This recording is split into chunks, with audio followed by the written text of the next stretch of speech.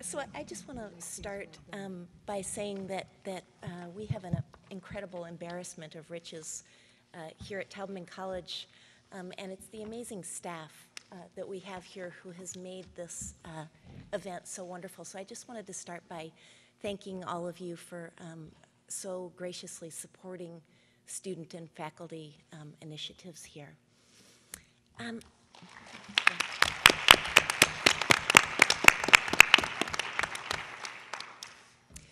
So yesterday we heard Benjamin Bratton's provocative claim that urbanism is interface design. And I'd like to pose a question that emanates from this elision of the urban with digital technologies. A few years ago, William Safire devoted his column on language in the New York Times to the term retronym. And for Safire, a retronym is a word or phrase created because an existing term that was once used alone needs to be distinguished from a term referring to a new development. So for example, he talks about the retronym conventional produce in relation to organic produce, or the retronym of the analog watch in relation to a digital watch. It seems with respect to the notion of new public occasioned by the rise of social media that the idea of the material city may have become such a retronym. And I'd like to ask the panelists to speculate about a future in which the physicality of the urban has potentially lost its primacy to the emerging digital environment. Anybody? Anybody, please, yes. Sorry, this is a large panel. I know I should. This wonderful silence. Well, that is, of course, a very provocative question. I don't buy it for a second. Let me just put all my cards on the table. But not simply because I think that the materiality of the city, and a city has multiple materialities, because it's there, hence, you know, that. No, for another reason. And that is that materiality, now you said physicality, okay? I am using materiality. I'm more comfortable with materiality than with physicality, which is physicality, well, it doesn't matter. Anyway, so materiality itself is imbricated increasingly with these new kinds of technologies. So that is one part I'll develop in a second. And the second element is that a lot of these new technologies need materialities. So the question of materiality, which is a bit more generic probably than your physicality of the city, that question is not going to go away.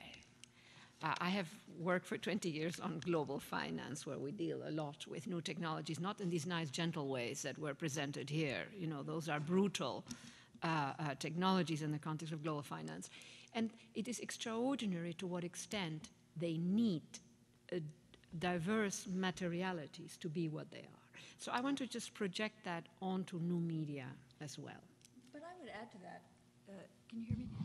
That it's, even if it is a retronym, which I think you're right in saying we do need to now say the material city versus the social networking communities or any other number of mediated spaces that are cosmopolitan. That doesn't mean that the material city is gone. And I think that's the key. You know, I was reading that obscure piece of Mark Wigley's called in the Trans-Urbanisms book. And he was reminding me that Mel Weber at Berkeley in 1964 wrote that piece, Community Without Propinquity, which meant even then that we were imagining that there was going to be no longer a city that mattered, that we were all going to be despatialized. And what was interesting is how this conversation recurs with such regularity without us ever really making much progress with it. And I think, you know, the idea that we've wiped out the city and that we don't need face-to-face interaction and we don't need public space is something we could just finally set aside and acknowledge that in spite of and in addition to all of the technological mediated publics, we still have a material city that matters. Well, let me pick up on that. As I don't know whether this is working or if you can hear me, but as long as I've been around planning schools, I've been told that the city is disappearing, that whether it's cable television in the 70s or whether it's the cell phone, the city is going to disappear and we can live anywhere, we don't need cities, and we can work anywhere, and it hasn't happened. The materiality of the city is really there. What has happened is this overlaying of physical space, material space, with this data layer, where however it's being created. And as I said, it can be used for really fantastic purposes. It can also be used for corporate and highly contained logics. But if we think about what it has recently facilitated in Nigeria with cell phones, there's an internet group that has received all the cell phones coming from Haiti for people and directing the traffic to where they can go to find people who are underneath so much rubble. So I'm certainly not throwing out, but it's still physical space that's there. It's still piles of rubble on top of them, and it's simply a technique and a tool that has facilitated that. But I think the tendency in schools of architecture is to reify the technology, and that's why I started with the opposite pole is, the immaterial space. Yes, that's what we reify, the information we reify, the technology we reify, but the other side of all that pole is left out. It becomes invisible, and it certainly isn't visible. It's material, it's dynamic, it's there, it's in our face. Yeah. Of course, the city will remain material as well. There's a new layer added to it, but it isn't that one excludes the other. And apart from that, I think we're forgetting one important factor because cities are not just material; they also consist of people that come together in different constellations. And it is exactly there, I think, that media and mobility, it's never just one thing, change the way the city and the landscape are used, the way people move around, that they know where to move to, that it produces different forms of organizations. People with very specific interests can suddenly meet in a way they could never have in a traditional city that is, by the way, already over for a long time. And that different programming that is the result from that, so not an immediate result of the media, but an indirect result, that different programming definitely changes the city, just as mobility has enabled sprawl, etc. So yes, I do believe it changes the city, and it is. I think it is important to deal with that in a very conscious way. And I think it opens up possibilities. For example, the mobile phone networks, what they mean. It is strange that we only spoke once in this conference on the future of urbanism on Africa. I mean, when 50% of the world's population is living in cities or in urban situations, and 50% of that is living in shanty towns, let's say new media are an incredible potential for exactly those areas, because you don't have to invest in the heavy material infrastructure we used to have. So yes, I do think there is an incredible potential, and but it does not exclude the fact that we like to have a house and that we have a place where we can take our coat off. I don't know if one concludes from my presentation that Germany is the most conservative country in the world. The public spaces there, and Stuttgart has somehow stopped spreading out. Europeans do great sprawl, Germans too, but at least in Stuttgart, they've slowed the spreading out of the city by combining regulatory measures and really building quality spaces and services for people. And it's medialized. When the last World Cup, there were actually people coming from all over the world to Germany to go to the biggest public parties, since every city had used its major and minor public spaces and set up screens for people to be involved in the World Cup. So you had a double medialization of space, people as usual standing around in public space looking at their cell phone, or a couple in a public space, each looking in their cell phones while everyone else is watching the screen, or maybe they're taking photographs of the screen. And that was discovered a new use for the sometimes criticized traditional public spaces. So I think they maintain their importance, but they also must somehow interface with these new media. That's what's interesting.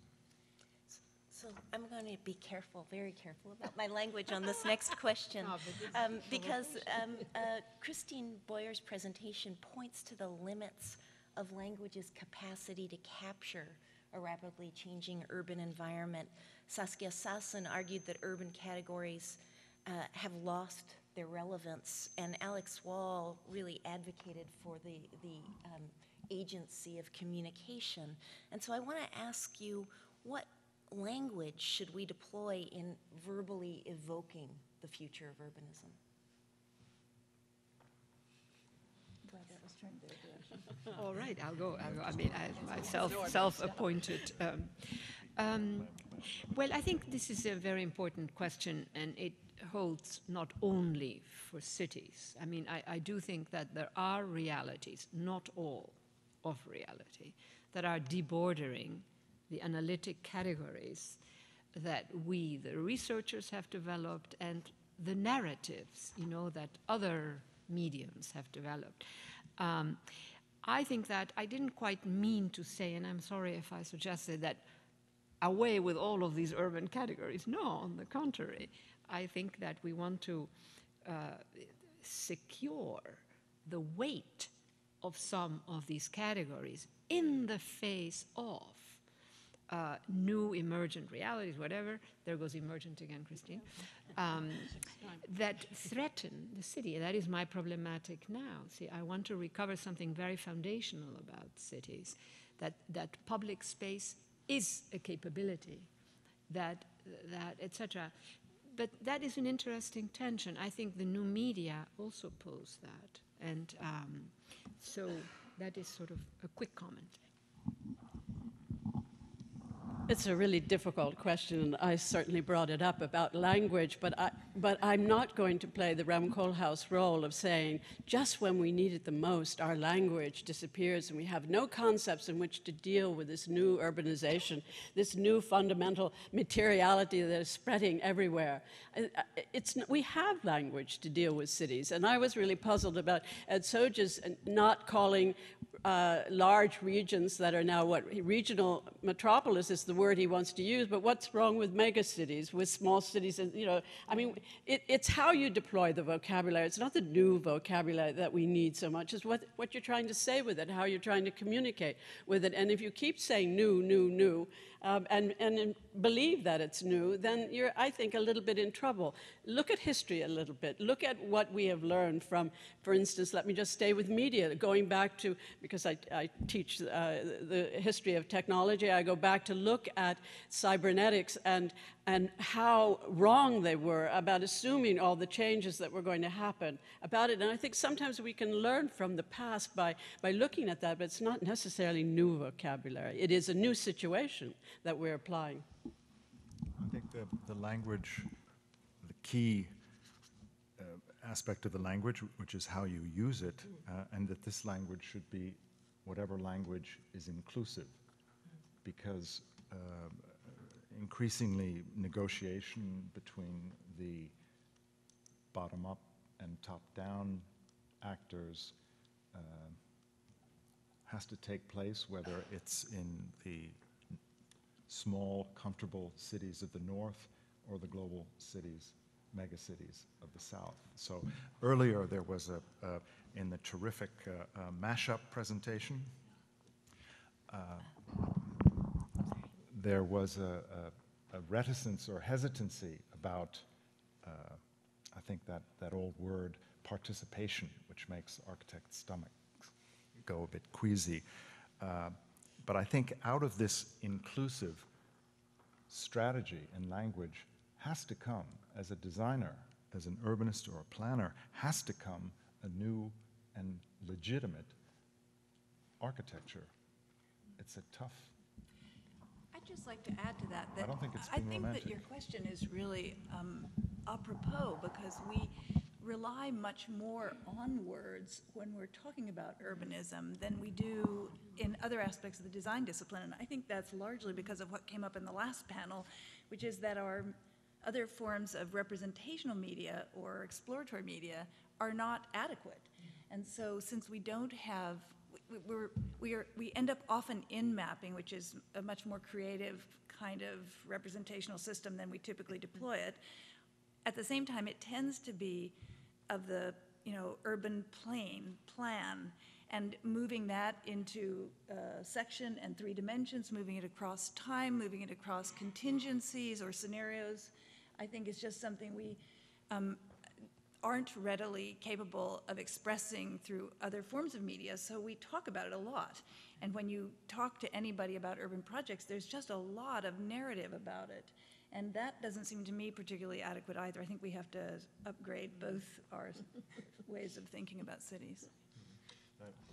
I'm very thankful to Alex that he brought up the mashup, because I was afraid I would have to criticize you again for your line of questioning, because you should never ask a Dutch guy who lives in Austria and never speaks his own native language, who sits here with a jet lag trying to speak English, about language. But on the other hand, the mashup is, I think, really important. I mean, that is not... I even see that, I think, in our profession, where there are many people teaching in different places.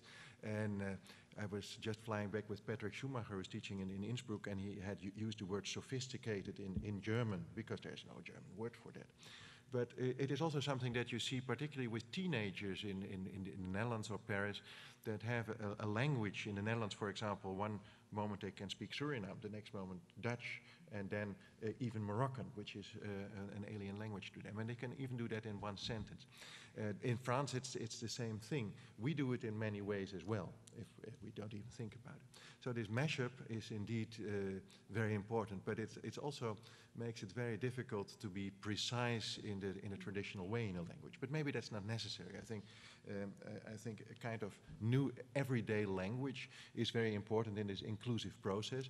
And to this everyday language that we use all kinds of fragments of languages of other languages. Can I add something? You see, I was just thinking in my own research practice, because I'm not really, an urbanist in the sense that you all are urbanists, and so I deal with these complicated, what I find, and I'm looking at things that are not well explained with existing vocabularies and categories. And I think what really matters to me is to produce new conceptual architectures within which I can situate existing data, existing categories, but the architecture, the interrelationship changes, and that is what really helps me, to capture sort of these realities that they border the existing categories. Okay, thank you. I want to shift gears a little. In Richard Sennett's The Fall of Public Man, he describes the demise of the public realm and the rise of the social through a characterization of what he calls the tyrannies of intimacy. With the advent of personal technologies and the rise of social media, we may be technologically reenacting the fall of the public realm and the rise of the social. Or to put a more positive spin on the question, it might be worth asking how the rise of social media has reconfigured the future of urbanism, the new public or the next public, as Dana referred to it. And what does that future look like? I am not going to be the first. You get to opt out. The future of that. I don't know. I've never shared the mild pessimism in that. When I look at my mother, who started working with the computer when she was 65 and is now Skyping every day with friends she has all over the world, I think that is very, very important. At the same time, I think a bigger problem is that she lives in a house in a Dutch suburb, in a quarter with villas where she's very isolated. So there are all kinds of ways in which we get isolated, but luckily there are all kinds of technologies. And who was that? I think it was Filmloser that always said that all these technologies are the ultimate proof of our love for each other. And I think there's a truth. Well, it makes me think of the diagram that Christine showed, which had the sort of digital universe, the digitally social networked universe above, and the map of spatial geography below, with a little guy kind of hanging by dashed lines along with a cell phone. And I think that that's, that work that they do at Sensible City Lab is exactly the kind of work where you also can feel very optimistic. I mean, that bike is an incredible thing, along with many other projects that they do there. But I think that diagram also reflects part of the problem we're having at the moment, which is that it really needs to be much more intertwined. But at the moment, we keep those two geographic worlds, your mother in her house versus her Skyped universe of friends and her histories, are really pretty separate. And it seems to me that that's something like the bike starts to overcome. And as we get our media spatialized more fully, and the world of things becomes more smart and intelligent, that boundary between the two won't be such a weak little line. And I think that will be a more interesting place to be. I'm very optimistic about that, but then, I'm kind of a technological utopian, like most architects are, I think, thinking that there's better things ahead with those kind of changes.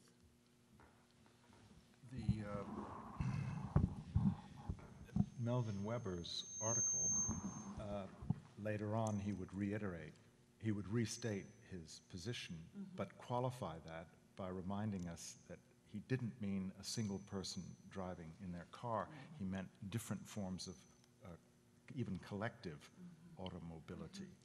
And at that time, it was a nice statement, but I think what is necessary, and here I'm referring to your mother, that the foreseen in the 1960s and 70s possibility that people who are isolated, whether they're older people, or Melvyn Weber was concerned about people who didn't have any access to automobiles, would have, through their cell phone or computer, access to collective vehicles which would be constantly moving and pick you up and take you where you need to go. And that would simply be part of, I wouldn't even want to call it a social service. It would just be something that existed. It was supposed to be part of the Milton Keynes plan. There would be jitneys moving because of families moving there.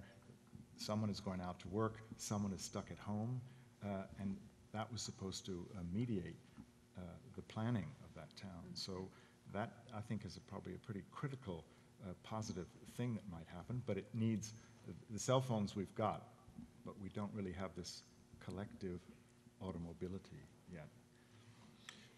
Let me pick up on this question. It's, again, a large question, but what I think we need to do is connect the dots, to use an overwrought phrase, but to connect the dots with the digital media, with the urban crises in various cities, and to see that it's a far more complex problem. For instance, e-waste we talked about in the last panel in African cities, children playing next to it, getting highly toxic diseases, and cancer rates are high and so forth. But because we send so much e-waste, we also send some electronic products that haven't been used yet.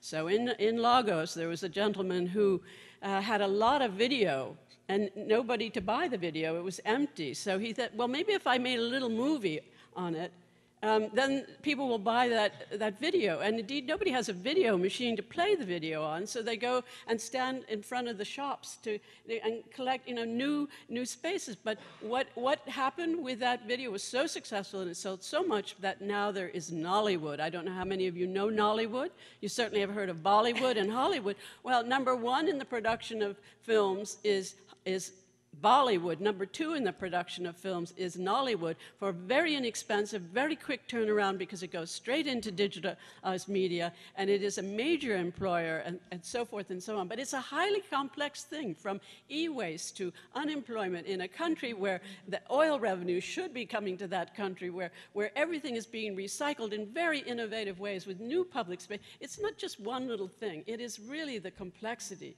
of these issues. And I think that's what hopefully the new future for urbanism is to begin to realize that these issues are so very complex. And the last one, okay. I think that, talking about, going back to your original questions of language, I think that a lot of the terms that we're talking about, publics, the new media, etc., I mean, they are really variables. Besides all that complexity that comes also from what interactions, they're variables. You know, you can use a cell phone to blow up an improvised device, or you can use it to contest power, etc. I mean, the Iranians, right?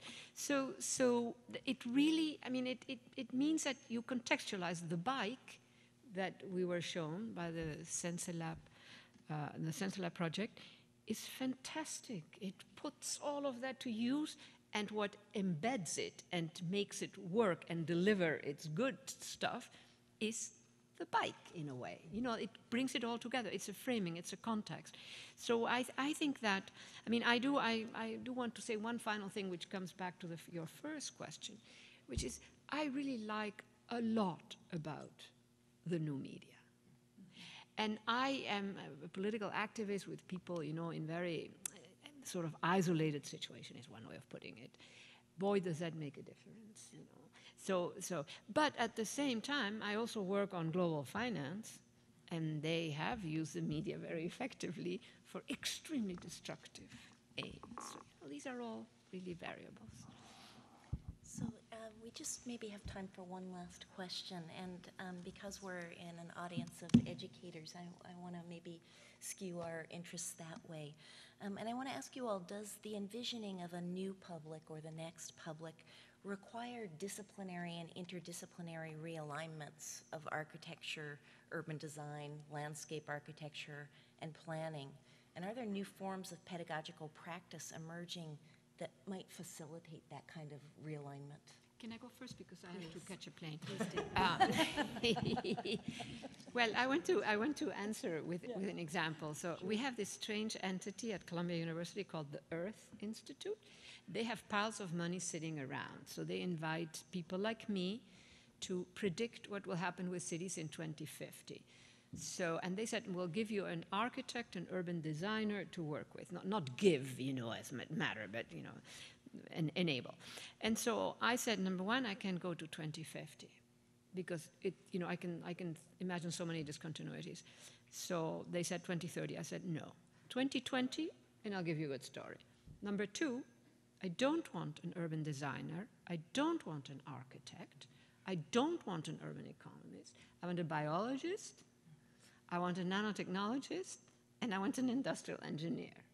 You know, that give the, how, now this is a project on the environmental question I should have added. So we need biology, nature's capabilities. We need nanotechnology, enhance some of those nature's capabilities. And we need industrial engineers, you know, who are going to build the infrastructure that are really working. I mean, that's just an example. So for me, it's problem-oriented. My project on cities and the new wars, I need all kinds of other. So it is not interdisciplinarity per se, you know, as an abstract, which is the language of 20 years ago. Everybody had to be interdisciplinary. I think that doesn't work. But it is, what are the questions, you know, that you are asking, and hence, what do you need?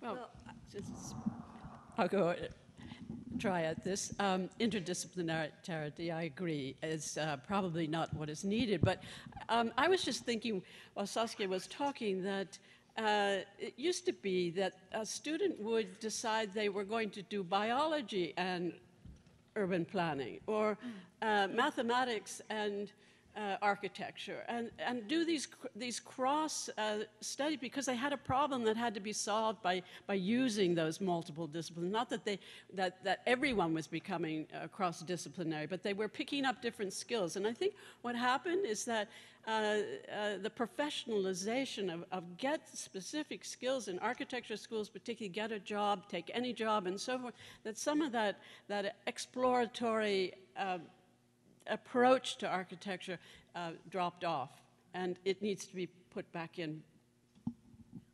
End of story. Yes, I do think it needs alignments, but to be honest, I'm particularly convinced of that because at the moment it's more our students and our tutors that take the leading role. For example, our web presence or the projects that we do are mostly initiated with web, on the web, are mostly initiated by our tutors, and also the program is developed with the tutors or with students, and then sometimes we get either the Department of Informatics to it, or we get an office to it that programs it. So One of the alignments might actually be that there is a different relationship between professors or school and its students. What you can really see is that this is a field where very young people, I hate to say that, but can actually much easier take a leading role than it used to be. I just want to hark back to the last time University of Michigan had a very important set of urban conversations, and to point out the difference really between that one and this one. I think many of us still use those 3 little books of Everyday Urbanism, New Urbanism, and I think the last one was something like ambiguous, like Contemporary Urbanism or something like that. And we've had enough of New Urbanism. I think we haven't had very much to do with everyday urbanism, and it's still not clear that we should. And we still don't know quite what contemporary urbanism is. But I do think that the organization of this meeting is one way of responding to your question, and that is that these panels, when you finish hearing the 4 or 5, maybe ours less than some of the others, the spread of interests are vast, and you think, how is this going to get pulled together? And at the same time, it's created very interesting conversations, and so you've actually set up around issues, which we didn't all respect, but the issues governed the conversation, not some kind of idea about schools of thought. And I think that's exactly what Saskia was talking about, and the way we have to start thinking about it. Interdisciplinarity doesn't mean anything, in my mind, unless we have a project we're working on together or a problem. And if we don't bring our disciplinary agendas to that, we don't really have much reason for being at the table. So I do think that this very conference, in light of its earlier version, is a really good response to just what you're talking about. I'll make a quick remark. At your first conference, in the Future of Design, one example, landscape urbanism, had a rough ride, but maybe that's the first example to your question. But quite a different one. I was invited to in a workshop in New Orleans for one of the inner city districts, and it was a workshop that was incredibly well organized because there were residents from the district that were part of each of the teams. So I was on public open space and green structure, and then there was housing, and then there was whatever the other categories are that we always do. And there was at least one resident, I think 2, on each of those teams. They'd been prepared before the workshop, and they were with us right through the workshop. And at the end, on the presentation day, they presented. And it was incredible, because this woman had children, but I think she also worked part-time. She presented the public open space and green structure. And she presented it. And with that, the thing is live. I mean, the green metropolis that I presented, we lost, that went away from us a long time ago, and was made by others.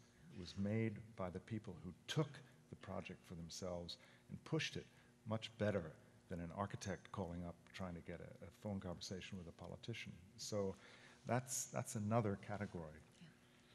Well, I'm afraid we've run out of time. I want to thank our presenters for some really provocative papers, and I think Monica will be giving some closing remarks, so thank you all.